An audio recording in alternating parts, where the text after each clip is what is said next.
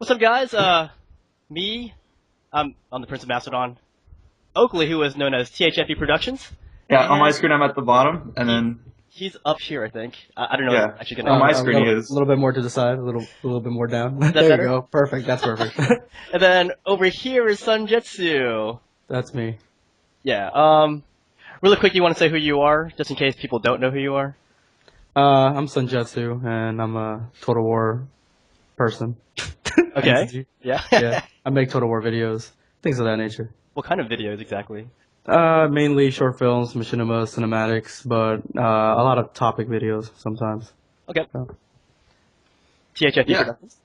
Oh yeah. Okay, so I do all sorts of videos, mostly multiplayer, and then I do historical documentaries, just like History Channel used to do, and then fun tutorials or whatnot on the side. I'm not much of a campaign player, like Prince isn't either. But Son, I think you play a good amount of campaign, right?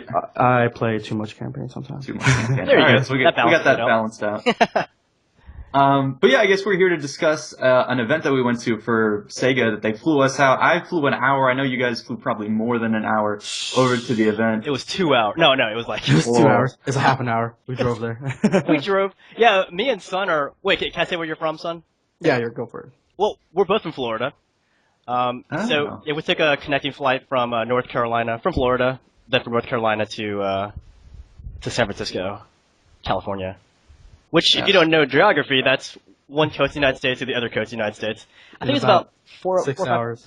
No, it was like, oh, it was 5.5 maybe. Yeah, something like that. It wasn't as long as we thought, but it felt long. Oh man, it was. I mean, I think the trip over there was longer because I didn't fall asleep, Yeah, and yeah. you barely fell asleep. But the trip back, I fell asleep, and then I was like, oh, you're in North Carolina already, yay. I pretended I was asleep, but I never fell asleep. Oh, okay. So then you guys got to stay at the hotel and then show up at the event. I showed up pretty late because I was just doing a day trip and there was flight issues with the weather. But then I show up and it's this awesome event that they invited us to. I think we were the only three Total War community YouTubers, but there was a whole host of other people. Jesse Cox was there. Hardcore Gamer representatives were there. There's a whole bunch of different media sources too. But yeah, it was just like what was the name of this thing? Do you guys know? Total War San Francisco Showcase. Yeah, it was the Total Something. War first showcase or something like that. Yeah. Uh-huh. Yeah, I think most people that were invited were like gaming magazines, like online type, Except for Yeah. us three except for us and Jesse. and Jesse. Yeah. But I think we were like the main Total War community members that were there. Yeah. For YouTube and stuff. So. Exactly. Yeah, so I missed the presentation. I guess by the time we release this video, they may have given some information. But I guess the gist of the presentation was here's a sample of where Total War is going to go in the future. We have all these upcoming titles, and they had like 3 booths. I guess we're allowed to talk about the different booths. There, right? Sort of? Yeah. I think there was like Total War Battles Kingdom, then there was Arena, and then there was Attila. And so there's those 3 booths. And I showed up late, so I couldn't sample all of them, but I'll let you guys talk about it. Defer to you guys on talking about those other titles. Okay. Well, Which one do you want to go for? I think. Well, I think right now Kingdoms is the only one we're allowed to talk about. okay. Well, I guat was the only one who played it, right? Yep. Yeah. It's actually a really fun game. There was one game. I think it was Total War. What was it called? Total War Team Battles or something? Do you guys remember the name of that? It was. With Shogun too. Yeah. It's like a Shogun 2 one, yeah, for phone. Yeah, it's made for the mobile. This one could be more cross-platform, so you can play on your computer or on a tablet or on a mobile type thing. But yeah, basically you terraform your terrain. You give them this piece of terrain. You can like build bridges and whatnot, redirect floods and stuff. And yeah, you just build up your city, fight off invasions. It's actually pretty fun. Like compared to the other mobile games out there, like Angry Birds, this one easily blows it out. And then I know I never played that Shogun Team Battles one for the mobile, but I know that one got a lot of awards, and this one seems even better because they did show us what that looked like. The previous one, this one looks a lot better. I enjoyed it. I'm more of a desktop player, but you can also play on your desktop too if you want. Yeah, I hadn't seen too much. Just the trailer on my flight over. I was checking my phone, like, oh look, new Total War news, and it was like a whole trailer for this thing. But yeah, CA is getting super diverse right now. It's pretty crazy. And people, I guess, are maybe justifiably worried that they're spreading themselves too thin. But I got to talk to Al Vickham, and he's like, "Oh no, dude, we're a big company. We've been around for so long." And he's telling me they have all sorts of numbers of teams everywhere, and it's not really reducing manpower. They have separate, compartmentalized teams dealing with all these. So people who are saying, "Oh, they're spreading themselves too thin," when I talked to Al, he was actually saying it's better because instead of trying to they want to diversify to expand their audience and whatnot. So instead of taking the core Total War experience and diluting it to make it cover more bases, they're creating different entities to cover those different markets instead of trying to make one game that covers all the markets, which I think is better for each of those markets. Oh yeah, it makes it more dedicated. A dedicated.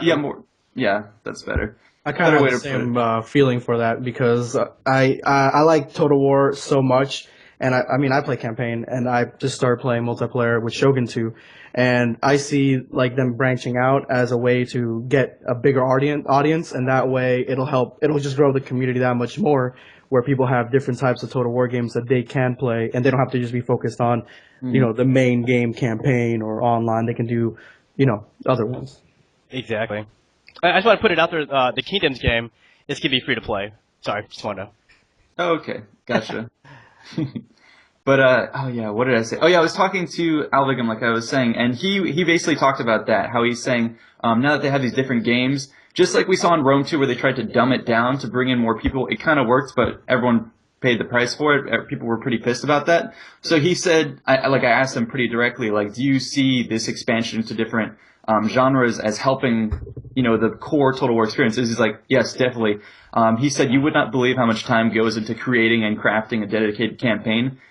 And so he's happy that in the next, Attila, they can just focus straight up on the campaign, and like Arena is going to be the multiplayer experience. And so I think that probably serves the best of both worlds. That actually reminded me, Prince. Remember in the beginning of the showcase where he had the whole introduction, Al was talking. He said, what he said, it went into my mind. He said that when we try to expand and we're really, trying to, make the most out of a certain game, such as Rome and Empire, he said they got like the biggest, reactions, backlash from the community. He actually mentioned that in the actual showcase itself. So I mean the way he's going right now, I think that with Rome 2, like I played many Rome 2 campaigns, and that's just because I can never get to the end because it felt like it was too easy. It was devoid of some of the features. But I have a good feeling that they've learned from that, and now they're gonna, complicate it a little bit more or make it better in the future. Mm-hmm. Yeah, going on what he said, basically, he says, the more ambitious your goals, the more criticism you'll get in return. That's what it was. Yeah, basically, and that's true. Like the more you try to tackle, the more backlash you're going to get. It's understandable. I was quite happy with the products so far. Yeah. All right, proceed. Yeah.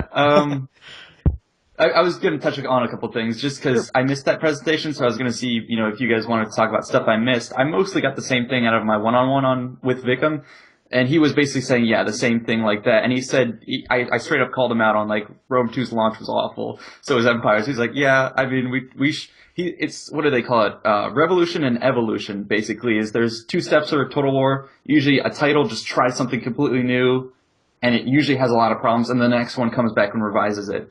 So that's what Attila is to Rome 2, and that's what Napoleon was to Empire, stuff like that. And he's hoping with the diversification of their portfolio, that revolution won't be so painful on us. And I think what they've committed to is having these closed alphas, open betas, and all that stuff before the game is released. So I think they're committed to that. They know they've done a lot of errors in the past, so I think moving forward, there's going to be a lot of cool stuff to cover. What else to talk about? I don't think there's anything else we can talk about in this video. We'll have future videos that cover the stuff, but I have a list right here that says we can't tell you what's on this list. It's very limited for at least this video because, I mean, a lot of this stuff has embargo dates on it besides Wrath of Sparta. We could talk about that real quick. Oh Since yeah, that, might as yeah, well. I forgot about that. Sure. Just I'll start it off with saying that for me, the actual cinematic trailer was awesome. Like it was Oh, all. I missed that, dude. I didn't see that. It was Oh man, perfect. it It was was so. perfection. It literally reminded me of Hannibal's, where he's kind of talking down. It's like, "May I remind you?" You know, like he's like talking down him and stuff. It was like a politician and a general. They were talking around a fire. They were arguing what to do with Athens, the Athenian threat. And I didn't notice it, and I think I said like, "Ha," because I noticed it right in the background is like a Spartan king, and I thought it was like a suit of armor at first, and then I saw him like it kept zooming in on him, and I was like, He like "Holy thinking. Holy cow!" I know he was like thinking, and then throughout the whole trailer, it was like literally just slow motion, like kind of 300 style, but not too much. You know, it was, and the music fit like Spartacus kind of. It was awesome. I loved it. I was like in love. Yeah, when he starts to talk, it starts building this crescendo, and then he ends up, he starts doing his thing. It's just like, oh gosh, the Spartans are gonna kick everyone's ass. It's over. It's over What, for what, everybody. what did he say right at the end? He said, "Then from chaos we rise," and he like put up his spear. It was something like that. It's something that Yeah. blew my That's mind. I was Uh-huh. like, whoa. But we saw I'm pretty sure at this point they have pictures of the campaign map because a lot of people are asking, Mhm. and it's basically just like Greece and some of Turkey, right? And like the island of Yep. Knossos as far as it goes down. I think they showed it on Rally Point. They showed Yep. the video going through. But yeah, it's gonna encompass 78 regions, Okay. stuff like that. And then Yeah, it's pretty crazy zoomed in. There's no Syracuse and stuff like that. And Prince, I think I saw your video. Persia's not playable, right? They're like the Persian threat. Their end game like civil war and yeah, the Persian threat. Yeah, as far as we know, the playable factions are going to be Sparta, Athens, and then the Boeotian League and Mhm. Corinth. That's all we know right now. You never know what happens though. But yeah. I did I'm pretty read that. sure it'll be the four though. Yeah, I did. I was reading at the thing on the creative page. It said Mhm. the Immortal Spearman is going to be a unit, so I don't know how that's going to Ah, come into play. I I knew see. it. Yeah. Yeah, maybe they'll make them playable. That'd be funny. Just watch all those powers fight over just a massive fucking army and then That'd be badass. smash it on Athens or something. I just want to see how many on the actual campaign map, because I didn't get too good of a look at it, like in detail, how many choke points there are. Because I know it's a mountainous region from Sparta all the way. I mean, even up, like just through Greece. So I wonder how many choke points there are where you could like make your army, use it to its potential. The phalanx, I guess, to its Yeah. potential. Yeah, it's gonna be a weird campaign where just hoplites just smashing Going each at it. other. Yeah. Yeah. Even in the northern region, like where Macedon is, they had a lot of like choke point areas too. Hmm. It's pretty crazy how they developed that kind of warfare given the kind of terrain that they fought on. The Yeah. one thing that I'm really curious about, and Prince didn't remember when I asked him. I don't remember if they ever said anything about it, but in the video itself, the trailer, there was a Spartan king. In history, there was a Spartan king. I wonder if they're gonna make some type of family tree. There are two kings, Oh, right? two kings, yeah. So Yeah, I Spartan wonder if had this is two gonna be like a family tree type thing, or maybe they're just gonna keep the whole political system from them too. I'm not sure about that. Me neither. I'm sure the page has more information on it. I haven't. Probably. Yeah. Yeah, but I think the one pushback from this, like, I think it's great. I think it's an awesome campaign expansion pack. I think this is truly what DLC should be. I really, really hate their faction pack DLCs. They're bullshit. Dude, I actually like them a lot. Like every You time they know, came out, like Christmas Yeah, Day, but dude, they're I like, know, right? I they're know like, they're. like $5. I'm like, But whatever. when you told Al, like he did mention it, that they got throwback from Empire and Rome. When you told Al that they had horrible releases, you actually did something that I didn't get a time to do, but I was gonna ask, what are your thoughts on, like, anybody, what are your thoughts are on day one DLC pre-ordered? oh, I was going to ask, but then I was like, they've been so nice.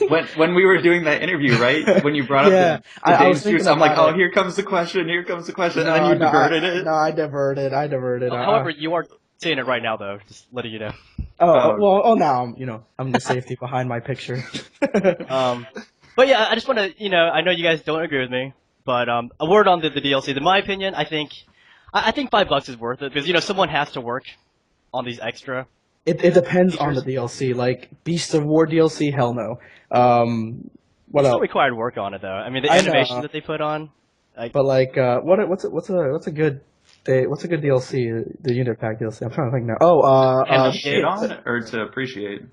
the good one, like a good one, like theme. I think the girl with the girl warriors. Oh, Daughters of Mars. Daughter of Mars is good DLC. Beast of War is not good in my opinion.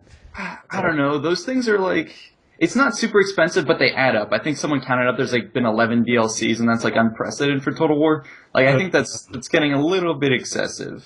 Yeah, I kind of agree on that because they said that in the presentation, he said we're gonna still continue with the Wrath after the trailer went for Wrath of Sparta. We're still gonna continue to supply Rome 2 with content. That's what he said. But on the other hand, you don't have to buy it though, and if you do want it, you can. And that works for me. I will be buying Wrath of Sparta. I bought all of them so far. I'm pretty happy. Yeah, I don't know. I've tried to talk to my channel about pre-order DLC, gaming practices, and all that stuff, and it just stirs up like how about Vikings? A shit show. What do you guys, I mean, we can talk about Vikings. It's already obviously out, but what do you guys thoughts on the pre-order Vikings pack? I'll defer to Prince for now. Sure. Okay.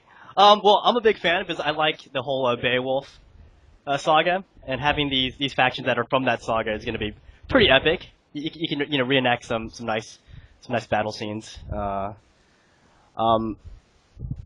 Sorry, that's all I need to say about that, I guess. And Oakley.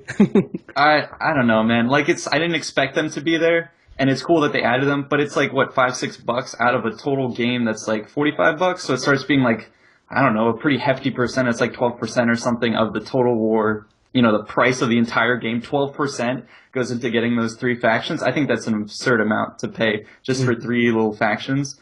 That a lot of people are saying, like, I don't know, the way I think about it is like they built those before the game was released. You could have spent those resources polishing and doing other stuff, but then they used those resources, pulled them out, and now they're dangling them in front of you. Buy the pre-order. That is true.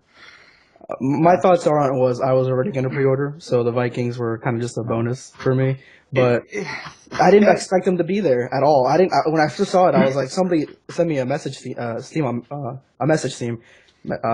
message on Steam, whatever. All right, he sent it to me, and he was like, "Hey, did you see the Vikings on Attila?" And I was like, "What?" Before I even saw the post on Facebook, and then I saw it. Holy crap! And then I saw the trailer, and I was like, you know what? I never expected that to be in the game at all. So I think if they're priced down at like $1 or $2, that would be I'd find that more acceptable.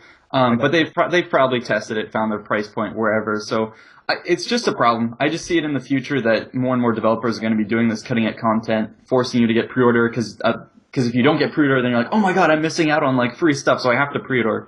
And then every time they do that 2-game cycle, and the next game's going to be really probably shitty at launch, just like Rome 2 was and Empire was, they'll dangle pre-order bonuses, everyone will hop on board, and they're like, all right, fuck it, the game's bad, but we sold, X amount of copies more than usual. So that's the way the industry is going right now. So I think someone has to take a stand on it, but it's really hard. Like, I've been seeing all sorts of deals on, like, Attila pre-orders, and it's down to, I saw one at, like, $25 or something crazy, and I'm like, wow. Yeah, oh well. So what do you guys thought? So you guys think that Attila will get DLCs to it? I mean, it's basically a standalone DLC. Like, Fall of the Samurai never had DLCs and unit packs added to it. So do you think Attila will get that kind of treatment as well? I think so. I mean, they're going to put a lot of time into this new game coming out. They're going to keep adding stuff to that too. Because if they don't, then people will accuse them of not adding the same kind of love they did to Rome 2 after its release. I don't think they can keep themselves from having DLC. They're going to have DLC. Yeah. Which, in my opinion, I think it's a great idea. Yeah, if it's priced well, I think it's okay. And as long as it's substantive, like, I hate the fact that they have all these little minute things and they price them out. Like, give me a big bundle with a bunch of content that I can sink into. Yeah, that would be nice. Like the Sparta campaign that comes with a huge map, new restructured everything, new units, new stuff. I think that's more acceptable. Hannibal at the Gates, Wrath of Sparta. Yeah, that type of thing. I got you. Are we still in the general category of this video? I want to talk about the specifics. Yeah, we kind of went off on a tangent, I think. Okay. Oh yeah, Yeah, all right. We kind of covered kingdoms, kind of. Yeah, sort of. And Wrath of Sparta. Okay, yeah, so we got the recent stuff. There you go. Okay. Yeah, I mean, okay, yeah, we could probably start wrapping up this video and then talk about the other stuff on this slip of paper. Let me get my notes. Oh, you have notes. All right, so I guess we'll say bye to everyone watching this video, and we'll see you guys at the embargo dates. Oh, are we cutting this one? Probably. Yeah, Okay. yeah, I think we're good with Yeah. general stuff. All right. Love you All right, guys. see you guys. See you guys. See you. All right, we can probably